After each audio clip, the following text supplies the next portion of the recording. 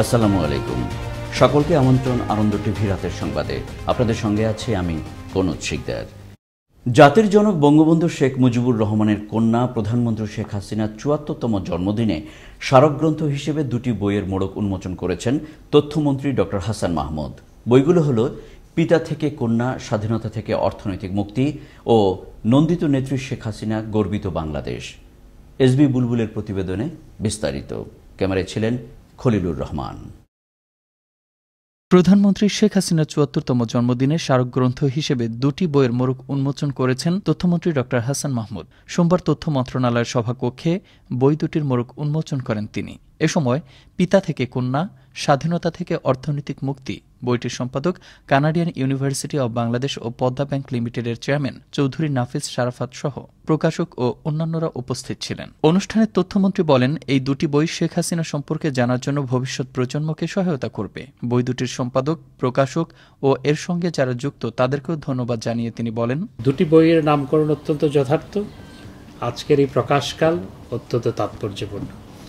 আমি যারা এই প্রকাশের সাথে, লেখনীর সাথে, সম্পাদনার সাথে যুক্ত ছিলেন সবাইকে অভিনন্দন। প্রধানমন্ত্রী শেখ হাসিনার জন্মদিনে এ দুটি বইয়ের প্রকাশকালকে মহিমান্বিত করেছে।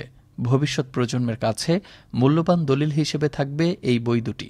এ সময় তিনি বলেন, শেখ হাসিনার হাত ধরে দেশ অর্থনৈতিক মুক্তি লাভ করবে। এই দুটি বইয়ের প্রকাশকালকে যেমন মহিমান্বিত করেছে, একই সাথে এই দুটি বই জননেত্রী শেখ হাসিনা সম্পর্কে জানার জন্য এবং ভবিষ্যৎ প্রজন্মের জন্য এই দুটি বই আমি মনে করি যে একটি মূল্যবান দলিল হিসাবে তাদের সামনে হাজির হয়েছে এবং সেটি জননেত্রী শেখ হাসিনাকে ভবিষ্যতে জানার ক্ষেত্রে সহায়তা করবে। তথ্যমন্ত্রী সরকারের উন্নয়নের মহাপরিকল্পনার কথা তুলে ধরেন। প্রধানমন্ত্রী নির্বাচনী প্রতিশ্রুতি অনুযায়ী ডিজিটাল বাংলাদেশ গড়ে তুলতে সকলের সহযোগিতা কামনা করেন। মুস্তাফা কামাল তোহা, আনন্দ টিভি, নিউজ ডেস্ক। রাজধানীর বিভিন্ন হাসপাতালের বাহিরে, বাস টার্মিনাল ভেতরে ও ফুটপাতের হোটেলগুলোতে অবাধে চলছে অস্বাস্থ্যকর পরিবেশে খাদ্য পরিবেশন। ক্ষুধা নিবারণের জন্য এসব হোটেলের খাদ্য খেয়ে জীবন বাঁচাতে গিয়ে নিজেরাই পড়ছেন জীবন ঝুঁকিতে। রাজধানী ঘুরে এসে বিস্তারিত জানাচ্ছেন মুসামিয়া। ক্যামেরায় ছিলেন খলিলুর রহমান। এই হচ্ছে রাজধানীর বিভিন্ন হাসপাতাল ও বাস টার্মিনালের খাবার হোটেলের দৃশ্য। এখানে দেশের বিভিন্ন প্রান্ত থেকে আসছে মানুষ। সময়ের প্রয়োজনে খেতে হচ্ছে রাস্তায় ফুটপাতে বসানো হোটেলগুলোতে। যেসব হোটেলগুলোর খাবারের মান নিম্নমানের এবং রান্না হচ্ছে অস্বাস্থ্যকর পরিবেশে। সময়ের প্রয়োজনে এবং কম দাম থাকায় এসব হোটেলগুলোতে খেতে হচ্ছে বললেন সাধারণ জনগণ। আমার মতে এগুলো সবসময় দেখে রাখা উচিত এবং সকলে মাস্ক ব্যবহার করা উচিত। এটা স্বাস্থ্যের জন্য খুবই ঝুঁকিপূর্ণ এবং খুবই ক্ষতিকর। এখানে তুলনামূলকভাবে সস্তা, এই জন্য আমাদের আশা। বড় বড় জায়গায় দেখা যায় যে অনেক গলা কাটা দাম থাকে, খাবারও ভালো থাকে না, কিন্তু এখানে সে তুলনায় কম দামে আমরা ভালো খাবার পাচ্ছি, এই জন্যই আশা। তবে হোটেল মালিকরা বলছেন তারা খাবার ঢেকে রাখা সহ খাবারের মান ভালো করার চেষ্টা করছেন, তবে মানুষ দেখার জন্য খুলে ফেলে বললেন দোকান মালিকগণ। আজকের মাল 3 দিন পরে খাওয়ায়, এরকম কোনো সিস্টেম নাই। আমাদের সীমিত পাকে সীমিত মাল না, এটা আমাদের অন্যায়, এটা আমরা নিজেরা স্বীকার করি। কিন্তু আমাদের যদি সেপারেট করতে যাই হয় না, রাখতে পারি না। আমরা ডাক্তার সিস্টেমও রাখি কিন্তু রাখতে পারি না। ঠিক আছে ভালো টালো, কিন্তু এখন এই লাঞ্চের টাইম দিয়ে বেচা কিনার ভিড়, তার জন্য খোলা রাখছি। হসপিটালে মানুষ কই যাইবো, ওই জায়গায় দুধ ফুটপাতে দোকান না থাকে, তাহলে এরা যাইতে হবে শ্যামলি। ওই জায়গাতে একটা মাছ 80 টাকা 90 টাকা নেয়, এই জায়গায় খাইলে 50 টাকা বিল হয়, আর যে খাইলে বিল 200 টাকা। মানুষ বাঁচার জন্য খাদ্য গ্রহণ করে, সেই খাদ্যে যদি জীবন রক্ষার চাইতে মরণব্যাধি সৃষ্টি হয় তাহলে খাদ্য খাওয়ার চাইতে না খাওয়াই উত্তম। এ সকল জনবহুল এলাকায় সরকারি ভ্রাম্যমাণ আদালতের মাধ্যমে নজরদারি থাকলে ভোক্তারা পাবে ন্যায্য মূল্যে স্বাস্থ্যকর খাবার। মুসামিয়া, আনন্দ টিভি, ঢাকা। প্রধানমন্ত্রী শেখ হাসিনার স্বপ্ন দেখাচ্ছেন তা নয়, স্বপ্ন বাস্তবায়নও করছেন, এমনটাই বললেন বেগম মতিয়া চৌধুরী। মঙ্গলবার সকালে জাতীয় প্রেস ক্লাবে জনতা প্রত্যাশা আয়োজিত দেশ ও জাতির উন্নয়নের প্রতীক বঙ্গবন্ধু কন্যা শেখ হাসিনা অগ্রগতিতে বাংলাদেশ শীর্ষক আলোচনা সভায় প্রধান অতিথির বক্তব্যে তিনি একথা বলেন। এ সময় আরও উপস্থিত ছিলেন পানি সম্পদ উপমন্ত্রী AKM এনামুল হক শামীম, ঢাকা দক্ষিণ আওয়ামী লীগের সহসভাপতি অ্যাডভোকেট নুরুল আমিন রুহুল MP সহ আরও অনেকেই। দেশে করোনা ভাইরাসে আক্রান্ত হয়ে মৃত্যু হলো আরও 26 জনের। এ নিয়ে মৃতের সংখ্যা বেড়ে দাঁড়ালো 5,219 জনে। নতুন করে করোনা ভাইরাসে আক্রান্ত হয়েছেন আরও 1,488 জন। এ নিয়ে দেশে করোনা শনাক্ত হলো মোট 3,62,043 জনের। মঙ্গলবার স্বাস্থ্য অধিদপ্তর থেকে পাঠানো এক সংবাদ বিজ্ঞপ্তিতে এই তথ্য জানানো হয়। জমিজমা সংক্রান্ত বিরোধের জেরে কুড়িগ্রামের রৌমারীতে লাইলি বেগম নামের এক গৃহবধূকে হত্যার দায়ে আব্দুস সাত্তার নামে একজনকে দোষী সাব্যস্ত করে মঙ্গলবার মৃত্যুদণ্ডের আদেশ প্রদান করেছেন কুড়িগ্রাম জেলা দায়রা জজ আদালত। রাষ্ট্রপক্ষে মামলা পরিচালনাকারী ও public prosecutor advocate Abraham Lincoln রায়ে সন্তোষ প্রকাশ করে জানান, আসামি আব্দুস সাত্তারকে বিজ্ঞ আদালত মৃত্যুদণ্ডে দণ্ডিত করেন, অপর আসামিদেরকে অব্যাহতি প্রদান করেন। আমরা রাষ্ট্রপক্ষ এই রায়ের প্রতি সন্তুষ্ট।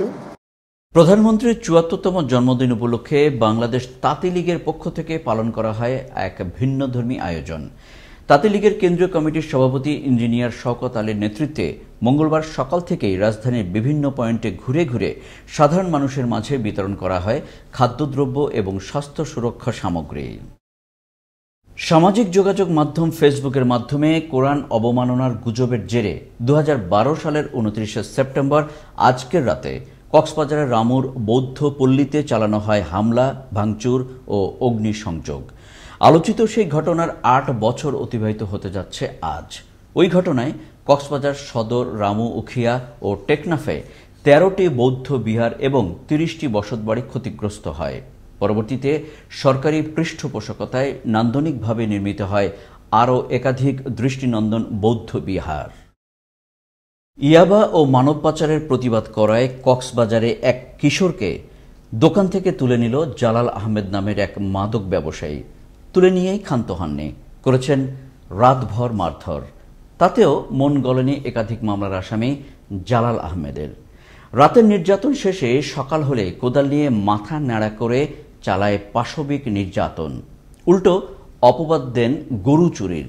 আবার সেই দৃশ্য ধারণ করে সামাজিক যোগাযোগ মাধ্যমে ছড়িয়ে দিলে দেশ জুড়ে ওঠে সমালোচনার ঝড়।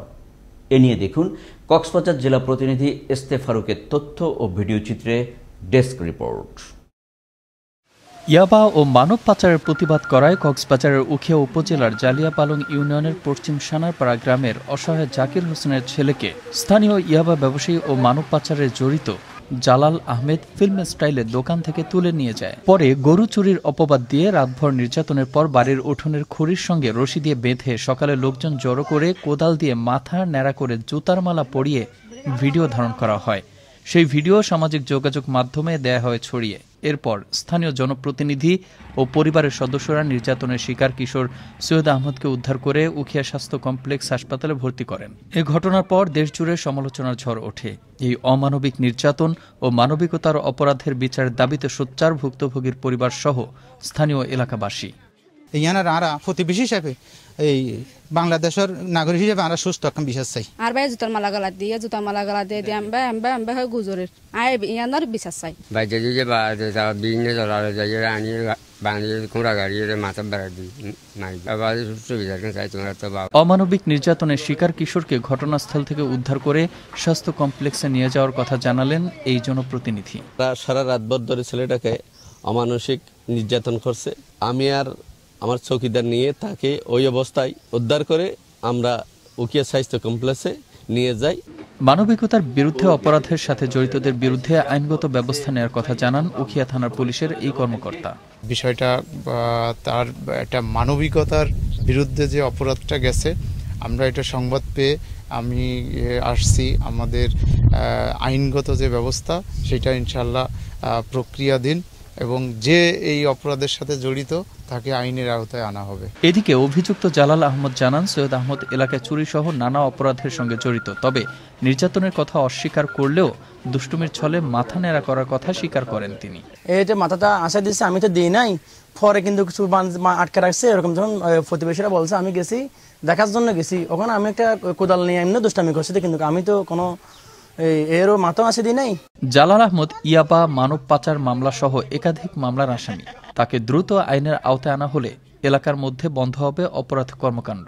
সৈয়দ আহমেদের মতো অমানবিক নির্যাতনের শিকার হবে না আর কোনো কিশোর, এমনটাই মত কক্সবাজারের সচেতন মহলের। মোস্তফা কামাল তোহা, আনন্দ টিভি, ন্যাশনাল ডেস্ক। এই ছিল এখনকার মতো। করোনা থেকে আপনি এবং আপনার পরিবারকে সুরক্ষায় রাখতে সরকারি নির্দেশনা মেনে চলুন। জরুরি প্রয়োজন ছাড়া বাসা থেকে বের হবেন না। আনন্দ টিভির সর্বশেষ সংবাদ এবং বিনোদন সবার আগে দেখতে www.facebook.com/anandotv পেজে যুক্ত হন। ধন্যবাদ সকলকে। শুভরাত্রি।